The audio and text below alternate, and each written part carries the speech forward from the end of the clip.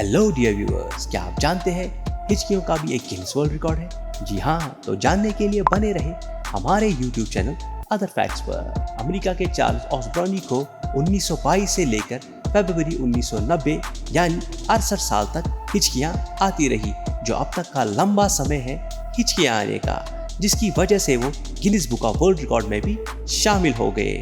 इन्हें दिन में 1 मिनट में तकरीबन 40 हिचकियाँ आती थी, जो उनकी उम्र के साथ साथ कम होता गया और कहा जाता है कि औसतन अब तक इन्हें 430 मिलियन हिचकियाँ आई है।